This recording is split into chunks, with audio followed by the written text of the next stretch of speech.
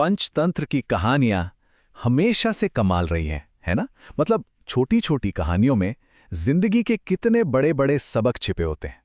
तो चलिए आज ऐसी ही एक कहानी समझते हैं।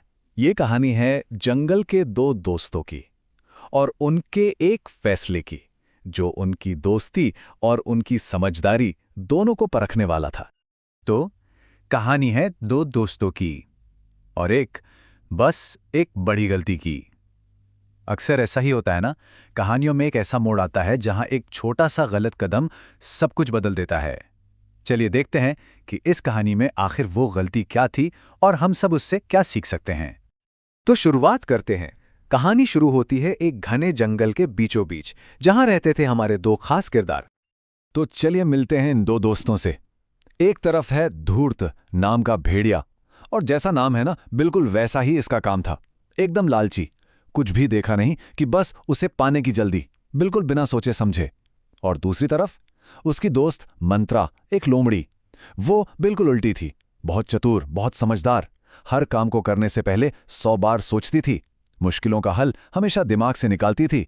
मतलब एकदम जमीन आसमान का फर्क था दोनों में, और यही फर्क इस कहानी की बुनियाद है।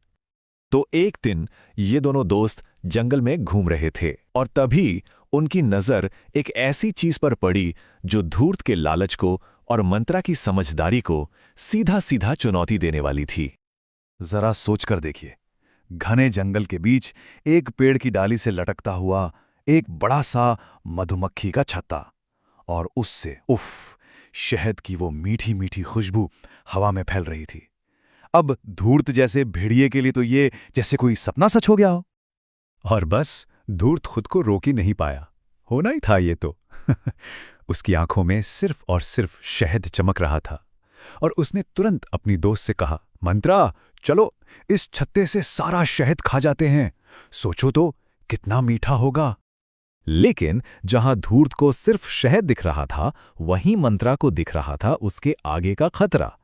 उसने फौरन अपने दोस्त को रोका और कहा, रुको, इतनी जल्दी मत करो, उस छत्ते में ना ढेरों मधुमक्खियां हैं, अगर उन्हें गुस्सा आ गया तो जान बचाना मुश्किल हो जाएगा।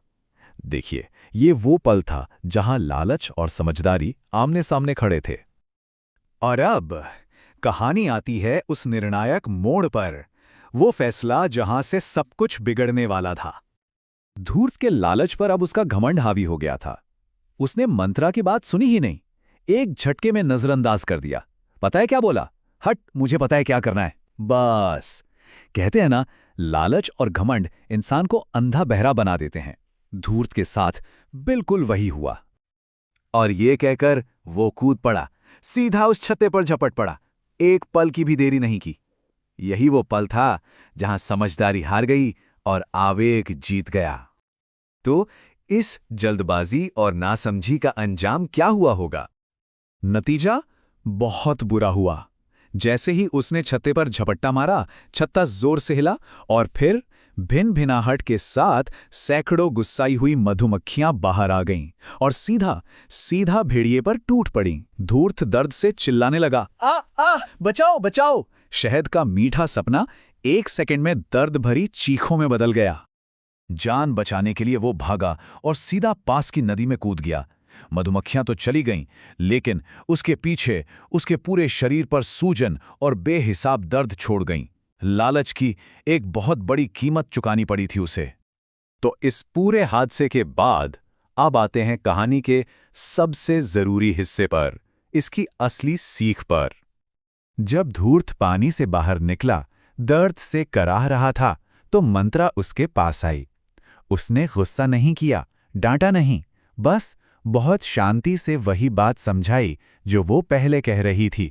उसने कहा, मैंने कहा था ना कि जल्दबाजी और लालच हमेशा नुकसान ही करते हैं। समझदारी से सोचना, वही तो बुद्धिमानी है।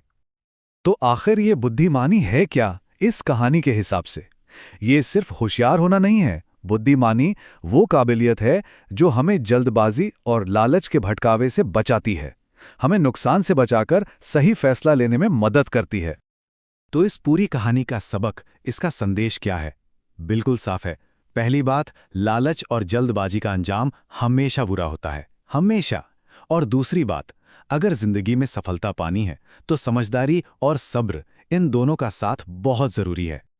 और आखिर में ये कहानी हमें एक बहुत ज़रूरी सवाल के साथ छोड़ जाती है। जब कोई ऐसी चीज़ सामने हो जो बहुत ललचा रही हो, तो उस एक पल में अपने आवेग को, अपनी जल्दबाजी को हराकर सही समझदारी वाला फैसला कैसे लिया जाए, इस पर सोचना वाकई ज़रूरी है।